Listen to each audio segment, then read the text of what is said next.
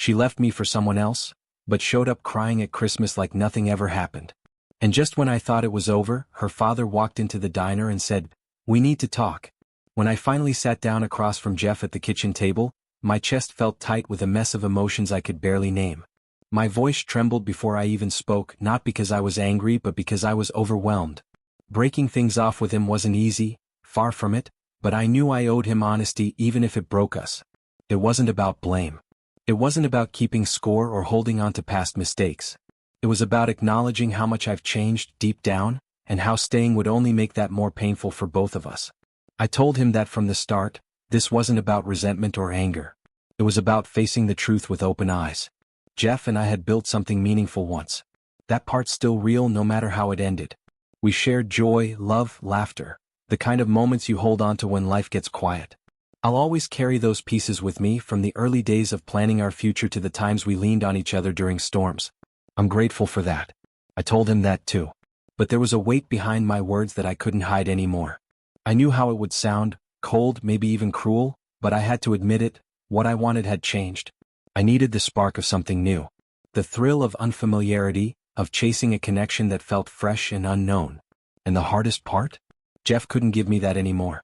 He used to captivate me with ease, back when he'd play the guitar in our living room like the world outside didn't exist. But time has a way of dulling what once shined so bright. It's not his fault. It's just life. And maybe a little bit it's mine too. Once the words were out, I didn't linger. I had already handled the paperwork, finalized the divorce documents, packed my clothes, and gathered what little felt like mine. I left everything else to Jeff. The furniture, the housewares, the photographs we hadn't looked at in years.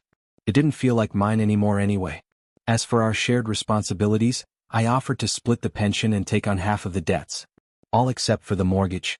That one felt like something he should carry, partly because I played a part in how those debts came to be, and I needed to be accountable for that. Before leaving, I asked one last thing, that he grieve quietly, away from family events, especially anything involving the kids. Not to hide what happened, but to avoid turning private pain into a public scene. I believe in fairness. So if he ever wanted to write me back, share his truth, vent, or just say what's on his heart, I promised I'd read every word and give it the respect it deserved. Later that night, I stood alone in the kitchen, 2 more beers in hand. I didn't care that the floor was wet from the shower I had left running. I just stood there drinking, slowly, deliberately. I wasn't sipping them like some connoisseur savoring a fine wine. I was drinking with purpose, trying to drain what I had left in the fridge as if that would empty out the guilt too. My beer collection never was anything special, just a few bottles I kept around for quiet evenings. But that night, even if it had been the finest vintage, it wouldn't have mattered. Nothing really did at that point. I probably would have switched to wine if I'd had any, but that night, beer was all I had, and I drank enough of it to feel the consequences the next morning. I woke up sprawled out on the bathroom floor, completely naked, my skin still damp from the shower I must have taken and forgotten. My head throbbed like someone had taken a hammer to the inside of my skull. It wasn't a hangover, it was punishment. I dragged myself upstairs, still groggy, and tried to pull myself together. I think I tossed whatever food was in the fridge, but honestly, I don't remember much beyond the fact that everything felt empty. In every way. That summer, things kept unraveling. Ellen had made up her mind and left during my vacation, right after the school year wrapped up. She'd picked her timing carefully, waited until the calendar gave her a clean break. Strategic, almost like she planned her exit down to the last day. By the following Tuesday, I woke up with this deep ache inside me, part emotional, part physical. My body felt sick, but not in a way any medicine could fix. I reached for my phone and called the kids. That's when I found out Ellen had already told them everything. They'd been trying to reach me, calling nonstop, but I was too out of it to notice. Drunk and out of touch with reality. When I finally came around enough to speak, I called them back just to say, "I'm okay." That was the best I could manage at the time. Then I did what I always do when I need to take control. I started cleaning. I packed up the clutter, filled boxes, and arranged for a donation truck to pick up whatever I didn't need. Letting go of the Harley wasn't as hard as I thought it'd be. Strangely enough, it felt freeing. But the real turning point came when I made one of the smartest choices I've ever made in my life. I called my old friend Buddy. We've known each other since we were kids. He's the kind of guy who always shows up no matter how bad things get. And he didn't let me down. Less than 30 minutes after I'd told him what was going on, he showed up at my doorstep, along with the rest of our crew. Just like that, I wasn't alone anymore. It was the first time in weeks I'd felt even a little bit grounded. Somewhere in the midst of all this chaos, I sent Ellen a short email. Nothing dramatic, no drawn-out explanations. Just a goodbye. Something like, "You were right. Goodbye, Jeff." I didn't ask where she was staying. I didn't try to find her. Truthfully, I didn't want to. Life had become so fast-paced and full of unexpected shifts that I didn't even check whether she responded. It wasn't intentional. I just felt like we'd said all we needed to say. She wanted a clean break and I was finally giving her that. I was too caught up trying to rebuild my life to dwell on her anymore. Honestly, for a little while, I even forgot about the divorce, until Sam, my attorney, called and told me it was all moving faster than expected. Apparently, someone in the clerk's office recognized our band from back in the day, and that somehow greased the wheels in family court. By Friday, I found myself back in my element. We played a set downtown and the crowd, men, women, even teenagers, were throwing glances my way that I hadn't seen in years. Maybe they saw something in me I'd forgotten was still there. With all that going on, I barely noticed the moment Ellen tried to slip backstage. After the show, I slung my guitar over my shoulder and walked toward my motorcycle, the same old one I'd customized years ago. I'd fitted it with a special rack on the back seat, made just for hauling guitars around without scratching them. It had always been one of my favorite things about the bike. I tossed the guitar back there like I'd done 100 times before, not thinking twice.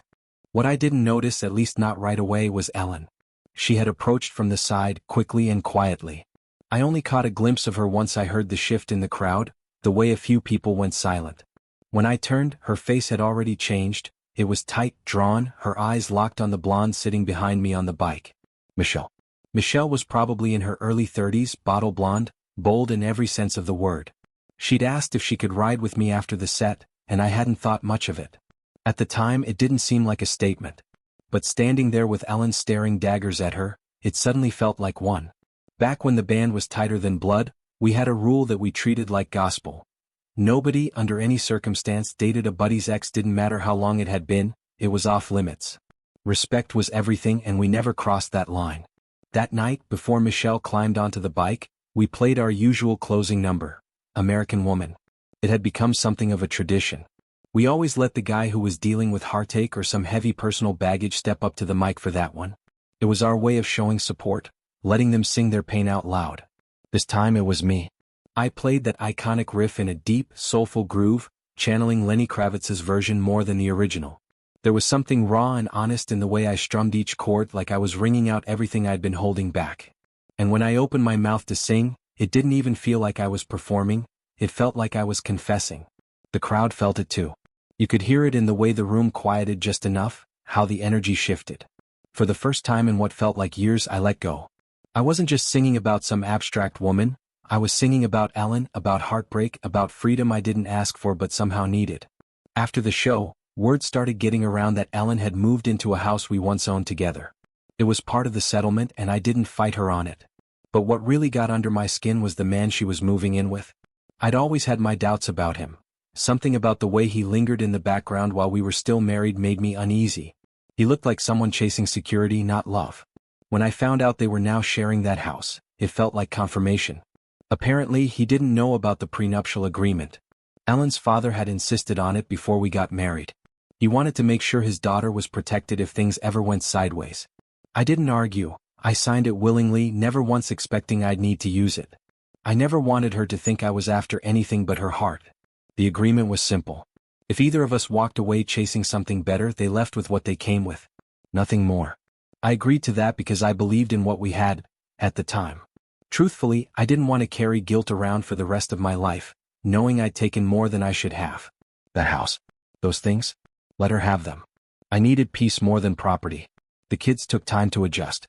At first, they were full of requests and expectations, caught between two homes and two versions of the truth. But over time their needs became simpler, more reasonable. Eventually, I gave them access to the storage unit I'd rented out, the one holding all the stuff too meaningful to toss. Furniture, keepsakes, boxes of forgotten memories. By then, Ellen had downsized into a small apartment. A place that, from what I heard, felt more like a temporary stop than a new home. I even went so far as to lend them the old band truck, the one we used for gigs and hauling gear, just to help with the move.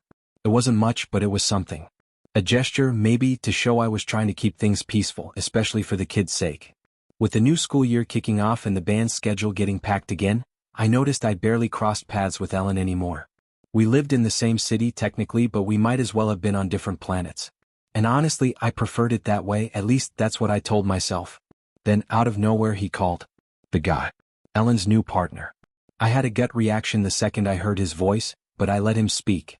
He started off sounding polite, said he knew it was short notice, but then quickly pivoted. He wanted to propose a family Christmas. Said he and Ellen would cook, and if I was okay with it, I could take care of organizing the day itself. He told me all 3 of our kids would be coming home for the holidays. He hoped we could make it memorable for them, something they'd carry with them, maybe even pass on to their own families one day. I paused for a moment, not because I wasn't interested but because I needed to set a boundary. I told him I'd agree to the Christmas gathering, but only under one condition. Ellen couldn't bring him. This wasn't about bitterness anymore. I just didn't want the tension, didn't want their relationship overshadowing time with my children. I told him this day was going to be about them, not us, and definitely not him. He agreed. That holiday weekend started on a Thursday night, right as everyone began rolling in. My daughter and her fiancé flew all the way from Australia. My son and his girlfriend came in from Boston, bringing along my youngest, who'd been staying with them while attending college. Ellen showed up about 10 minutes before the kids did. I spotted her sitting in her car just beyond the driveway, watching as our children and their partners hugged and laughed and filled the yard with life. She looked nervous. Her hands were on the steering wheel, her eyes darting around like she wasn't sure whether to come in. That was the first time I felt something like nostalgia. Real heavy nostalgia. It hit me like a wave, standing there on the porch, remembering the years when our family felt whole. It had been a long time since I'd allowed myself to feel anything toward her, let alone miss something we once shared. It had taken me 3 full days after she left to finally cry. I mean really cry. After that, I buried my mourning deep and didn't let it surface again, until that night. Watching my family gather, seeing my children back under one roof, it stirred something old in me. Something tender. Even though they were grown now, fully independent adults with their own lives, they were still mine. My flesh and blood. The pride and joy of everything I'd ever done right. They walked through the house like kids again, pointing out what had changed, what stayed the same. I'd taken the time to renovate the old bedrooms. My daughter's bright pink walls had been softened into a calm pastel, and the tiny single bed she used to stretch out on was now a cozy double. Same for the boys. I didn't try to recreate their childhood exactly, but I wanted them to feel like they were home. Like they'd always have a place here no matter how far they went. I had kept most of the original furniture in the kids' rooms. Those old desks where they once scribbled homework and dreamed up stories, and the dressers where they tucked away their favorite clothes. But I added a few updates, like new, more comfortable headboards, just enough to make the rooms feel grown up while still honoring the past. That night, as we gathered around the fireplace, the kids noticed the old Christmas stocking hanging empty. It was one of our little family traditions, and someone said with a chuckle, "Dad, your stocking's still empty." They looked sheepish, apologetic even. "We didn't know if we were doing stockings this year," my daughter said. "We didn't bring anything to put in it." I smiled and walked over to take the stocking down, feeling its familiar weightlessness in my hand. "No, my loves," I said, holding it gently, "you've already filled it to the brim." They looked confused for a moment until I added, "Just by being here. With your laughter, your stories, your hugs. You've brought back the spirit of Christmas, and that's all I need." The warmth in that room was overwhelming. We exchanged greetings, hugs, even kisses on the cheek. And when Ellen stepped into my arms, she lingered a little longer than I expected. It wasn't awkward, it was soft, familiar. For a brief moment, it felt like the years hadn't passed, like we were still a family untouched by time or circumstance. The kids tore into their presents with the same joy they'd had as children. And amidst the laughter and rustling paper, Ellen turned to me with a look that pierced deeper than anything she'd said all night. "I made a mistake," she whispered, her voice catching. "We could have had a beautiful life. I ruined it." Her expression was filled with disbelief, almost like she was realizing it for the first time. I reached out and gently touched her hand. "Don't be so hard on yourself," I told her. "We raised our children to follow their dreams and choose happiness, even if it meant making difficult choices. That's exactly what you did." I glanced around at our kids, grown, successful, happy. "Our lives may be different now," I continued, "but that doesn't mean they aren't meaningful." That's when the tears came. Slowly at first and then all at once. She leaned into me and cried silently, her shoulders trembling. I held her tightly, no words exchanged, just the shared weight of everything we had built and lost. In her eyes, I saw something I hadn't seen in years. deep aching love. The kind that's shaped by time, mistakes, and everything in between. There was also regret, real raw regret. And yet, in those silent glances, we shared something tender. Something unspoken but unmistakable. Throughout the evening, I responded to a few quiet, almost involuntary gestures. A look for a hug. A half step closer for a kiss on the cheek. It wasn't romantic, it was emotional. Intimate. Like we were touching the ghosts of who we used to be. During dinner it was like no time had passed. She poured the coffee, I added the milk. I was buttering pancakes as she drizzled just the right amount of syrup. We laughed at the same old jokes, finished each other's sentences without even trying. It felt effortless. But despite all the closeness, we didn't share a bed that night. We slept in separate rooms. The line was there, unspoken but understood. Later, in the quiet of the living room, she confessed something I didn't expect. She told me she had painted me as the villain in her story, to her friends, even to herself. She needed a justification for what she had done, so she twisted our history, made me out to be cold, distant, uncaring. She said she'd behaved terribly and needed a way to live with herself. Her words shifted between guilt and bitterness. She was ashamed of what she did, but also upset that I hadn't fought harder for her. That I didn't beg her to stay. That I looked at her like a stranger and let her walk away. She admitted something else too, something heavy. She envied my life after the divorce. After everything unraveled, I found myself slipping back into the life I had before Ellen. It didn't take long, maybe because it had always been there, waiting for me under the surface. The music, the bike, the nights that blurred into mornings. It all came back so naturally. Ellen didn't handle it well, especially after she saw another woman on the back seat of my Harley. That old machine had carried so many stories and now it was carrying a new one. Her jealousy, at first quiet and restrained, quickly turned into something sharper, anger. And it only grew each time she saw me with someone else. There were different women. Nothing serious, just companionship, conversation, and sometimes more. Each time, Ellen seemed more unsettled. She never said much until one day she finally let it all out. Everything she'd been holding in, she said it. Her frustration, her sorrow, the ache of watching the life she left behind continue without her in it. When she was done, I didn't argue. I just walked into the kitchen, grabbed the bottle of wine we'd started earlier, and poured 2 glasses. I handed her mine gently with a quiet smile.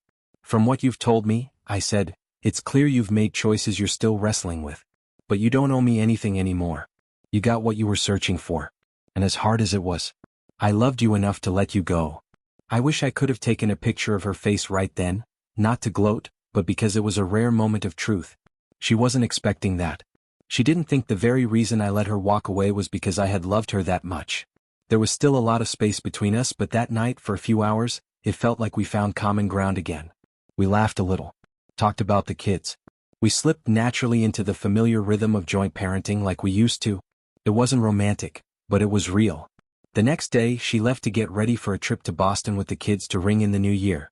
I had a full week of concerts lined up, as it's one of the busiest stretches of the year for musicians. And in a way, I was thankful for that. It gave me a place to pour my thoughts, a place where my hands and voice could stay busy so my mind wouldn't wander back to Ellen. After New Year's, the new academic semester began, and with that, both our lives shifted into separate orbits. Our paths only crossed in passing. For a while, it felt like the story had reached a natural pause. But then, unexpectedly, we ran into each other at a professional event, something low-key. She leaned in, whispered a joke that only I would understand, and ran her hand lightly across my chest like she used to. You can imagine the rest. I don't need to spell it out. She liked to joke that on our next trip, we should make sure there was something powerful between our legs, and that the motorcycle didn't count. It was her way of being playful, teasing, pulling me back in. I didn't think I'd fall for it again. But the truth is, I still wasn't immune to her charms. And as it turned out, I didn't resist. We rode through winding roads that led to a waterfall, her hands roaming with an intimacy that felt both familiar and dangerous. After a long, quiet hike to the top, we rode through a small forest and ended up in a charming little town, one of those forgotten places with antique shops and dusty bookshops that felt like stepping into another time. We walked the streets slowly, looking in windows, talking like old friends who had nothing to prove. It was peaceful. Strange, considering all that we had been through. But in that moment it just felt easy. Before the divorce, we'd done the responsible thing. Paid off the mortgage. Cut down our credit card debts. Financially, I was standing on solid ground. I had a reliable job with good pay and no one else depending on me.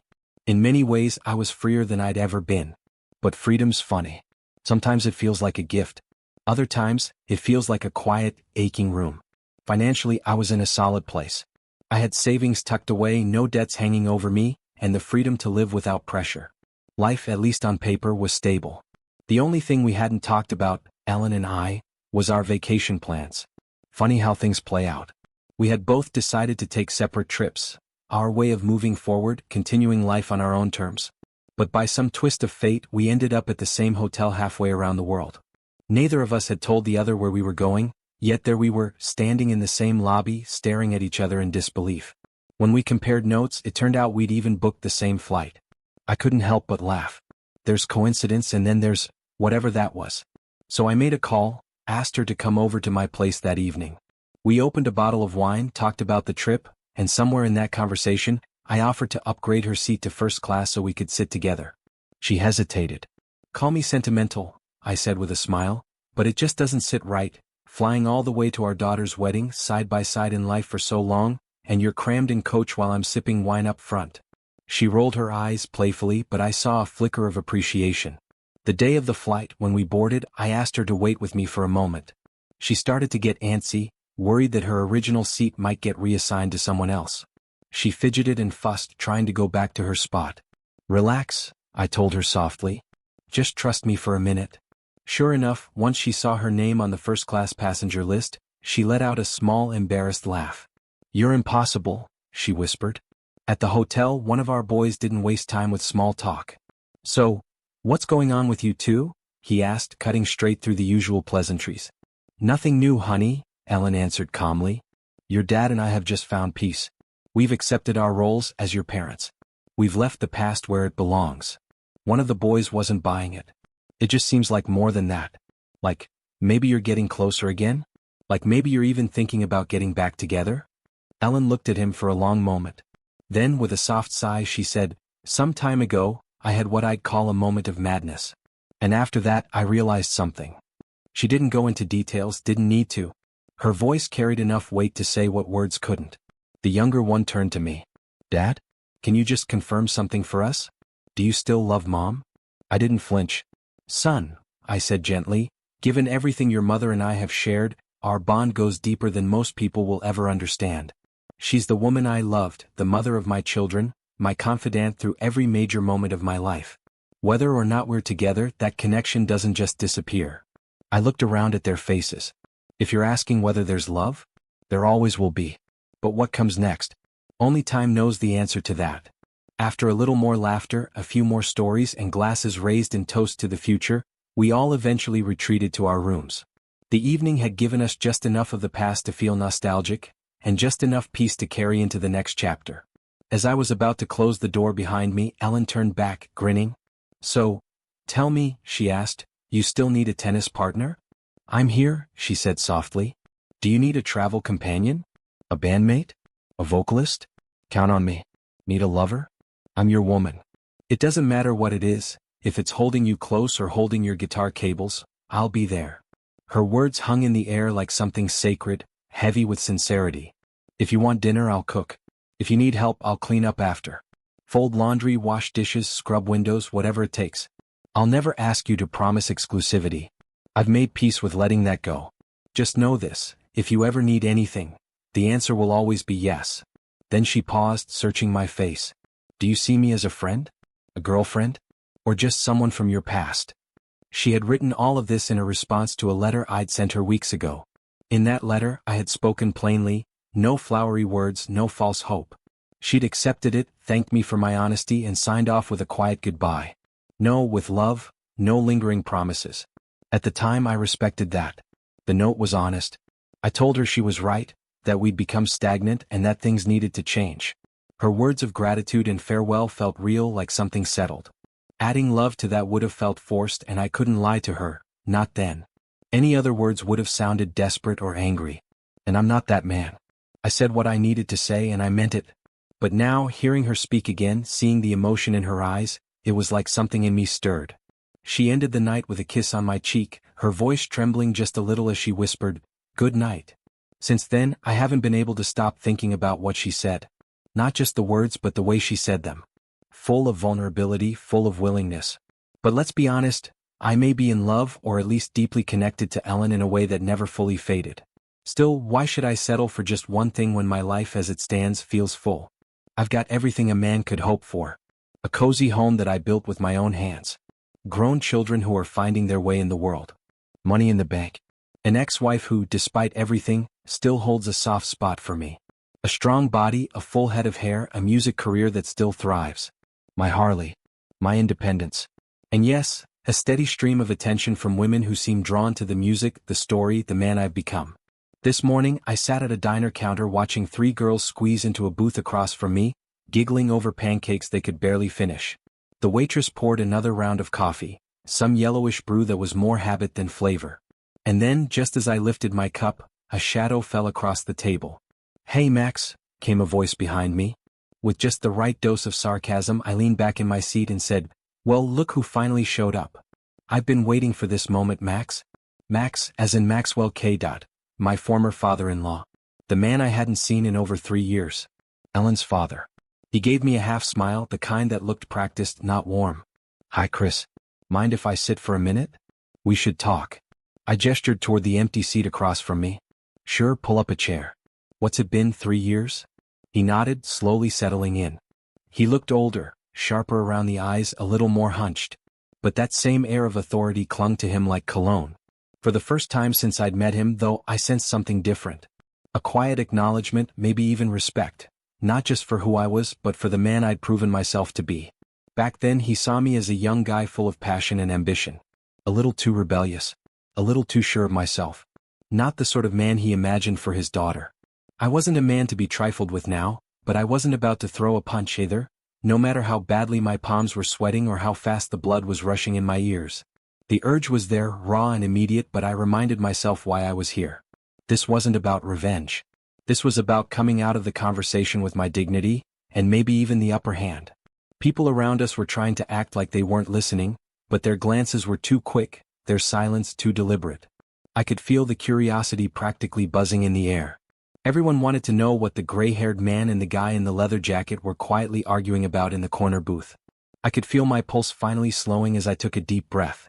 I looked him in the eye. "So what's this about, Max?" He sighed and looked down at his hands before speaking. "Chris, I know it's a little late for this, but I owe you an apology. I should have seen the cracks forming back then. I should have stepped in before things got messy." I leaned forward. "It's not your fault, Max. You were doing what any father would, trying to protect his daughter." He nodded, but the guilt was all over his face. "You know," I added, "the first time I met you, you couldn't even hide how much you disliked me. You hated my politics, mocked my job, laughed at how I dressed. At first I thought maybe it was just a test. But over time I realized, you genuinely didn't think I was good enough for Ellen." He stayed silent. He couldn't argue with it. His lips parted like he wanted to say something, but no words came. "I never fit the image you had in mind. I was too outspoken, too creative, too unconventional. But you know what? I loved her. I gave her everything I had. And for a while we made it work." I went back to eating, casually spooning the sweet jam onto my toast. The calmness in my tone was more powerful than any raised voice could have been. "You might not have liked me," I said, "but I built a life with your daughter. I gave her 3 amazing kids. And when it fell apart, I didn't walk away angry, I walked away honest." Max looked like he wanted to defend himself, but he didn't. Maybe because there wasn't anything to say. The years had already proven my worth. "She started flirting with other men right in front of me, Max. And yeah, it stung. It was disrespectful. I don't think she even realized how much it was hurting me. But that doesn't matter anymore, it's over now. I've moved on." Max exhaled, his shoulders slumping. "I'm sorry, Chris. I should have done more. I should have, I don't know, supported you, called it out. Something." I didn't smile.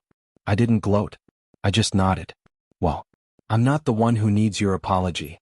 I've never claimed to be a perfect man. I know my faults. I can be stubborn, too intense, and sometimes I let pride guide my choices. But I never let those flaws stop me from showing up, from being present, from trying to love fully. I was always willing to work through my shortcomings, for the right person. And for a brief window I thought I'd found that again. We had 3 months together, 3 months that felt like a second chance at youth. Every day was electric, like we were racing against time to squeeze out every ounce of joy. I was happy in a way I hadn't been in years. But there was a moment at a bar one night when things started to crack. She had gotten too familiar with a guy from her past, an old flame, she claimed. Everyone said it was innocent, that she was just checking on me, trying to see if I'd get jealous. Maybe that's true. Maybe it wasn't about love or cheating, but about testing me. Either way, the moment planted doubt, and eventually that doubt split us apart. It all unraveled after that. The breakup hit me harder than I expected, even though I saw it coming. Still, I wouldn't trade those 3 months. They were some of the best I'd ever lived. I finished off the last of the cookies sitting on the diner plate and wiped my hands on a napkin. Across from me, Max still hadn't said a word. Maybe he was finally realizing Ellen wasn't as innocent as he'd believed all these years. Or maybe, deep down, he'd always known and was just never ready to admit it. Either way, his silence spoke volumes. Funny how silence can say everything you've waited years to hear. I let myself fall into another trap not long after that, with Kelly. She came into my life with sweetness, patience, and what felt like clarity. Even our friends vouched for her. When things got serious, a few of them even pulled me aside to say, "Chris, we just wanted to make sure you weren't stepping out on her. She's a keeper." I wasn't. I checked myself, kept my intentions clean. I was all in. But on the day of our wedding, just hours before the ceremony, Max handed me a folded document, Kelly's prenup. I remember standing there, stunned, as he laid it out with the kind of tone he used for contracts, not marriages. "If you cheat on Kelly," he said flatly, "you walk away with nothing." I stared at the paper. "Interesting," I muttered. "What about if she cheats on me?" He blinked, then waved to his lawyer to clarify the clause. There wasn't one. I remember thinking how lopsided it all felt, how little protection I had. But I signed it anyway because I believed she loved me, and that was enough, or so I thought. What came next nearly broke me. Kelly cheated. Plain and simple. And when I confronted her, she didn't deny it. She just looked at me with a strange calm in her eyes and said, "Darling, I love you. But I need more than what you give me. Don't worry, it's just physical. It doesn't change how I feel about us." I couldn't believe what I was hearing. She stood there, so casual, while I felt like the floor had been pulled out from under me. The man she was with smiled politely, like he was the one doing me a favor. Meanwhile, she just grinned, like we were talking about furniture arrangements, not betrayal. And then she had the nerve to leave with him, because he was helping his sister move and could really use a hand. That was the final blow. I stood there shaking, burning with a fury I couldn't control, while she walked off like nothing had happened. "Calm down, Chris," I told myself, the words hollow in my mouth. "This isn't like you. Why are you even here?" But I already knew the answer. It didn't matter anymore. "I'm leaving," I said, brushing past Max, who had the audacity to block my way. When I tried to step around him, he made a mistake. He grabbed my arm. Now, I've never been one to resort to violence without cause, but I've also never been a fan of Mike. So when Max's hand clamped down on me, something in me snapped. He might have thought he was going to stop me or talk me down, but he miscalculated badly. One hit was all it took. I could have gone for his jaw, I wanted to, but I aimed for the throat instead. A blow like that knocks the wind out of any man. He stumbled back, gasping, and I didn't wait around to see if he'd recover with pride intact. I turned and walked away. Back in my room, I grabbed my bag, the keys to the truck, and walked out. As I reached the vehicle, Ellen appeared, looking like she had questions, maybe apologies. But I didn't give her the chance. I climbed in and took off without a word. By the time I pulled into the driveway, Kelly was already there. Somehow she'd taken a shortcut and beat me home. She came flying out of her car, screaming my name, angry, panicked, desperate. But I didn't stop. I didn't say a word. I walked straight into the house. She followed, pounding on the front door, begging me to let her in. I could hear her sobbing, trying to explain herself. But the picture in my head was too vivid. Her, in our bed with another man. That was all I needed to know. There was no coming back from that. Not this time. At one point, I thought about playing it safe, about staying quiet, brushing it off. But then I realized something. I had nothing left to protect. When I approached the opportunity that had been offered to me, one that would pull me far from everything here, I made up my mind. They made me an offer, and for the first time in a long while, I said yes. I found the nerve to tell my boss, Tom. He looked at me with genuine concern when I said I was leaving. "Why now?" he asked, trying to make sense of it. "I appreciate you," I said. "You've been a great boss. But I didn't go to college to sit behind a desk for the rest of my life." I paused, then added, "And I just found out my wife cheated on me. I need to go. I need space to breathe." Tom nodded. There wasn't much more to say. There's always that fork in the road, you know? The one where you either walk away with grace, or dive headfirst into trying to win someone back. Some friends even suggested I chase her. Make her miss me. Make her want me again. But Kelly? She was never the type to care for grand gestures. Flowers, candlelit dinners, handwritten notes. Those were all things she dismissed as trivial. She saw emotion as a transaction. Time, energy, and affection as things to be calculated. Maybe she thought she was evening the score. Maybe she was hurt about the bachelor party, or upset that I'd spent that night comforting Stacy when Mike's friends had gone off the rails. But I didn't cheat. I kept my promises. So why did she do it? That's the part one still can't wrap my head around. Max at one point looked at me, pleading almost, and asked, "But Chris, don't you think Kelly really loves you?" I couldn't even answer. The door to the Waffle Cafe swung open and something in me just cracked. "I'm done, Max," I said, standing up with a voice so calm it scared even me. "I don't know what you did to raise your daughter this way, but I've had enough. She won't change. She needs a man who's constantly proving himself, begging for her attention, chasing her approval." I looked him dead in the eye. I can't be that man anymore. I stepped toward the door, pausing just long enough to let it land. I loved her, Max. I really did. But she ruined everything. I hope you're proud. And then I walked out into the morning light, not knowing exactly where I was headed, but certain that it would be far, far away from this mess.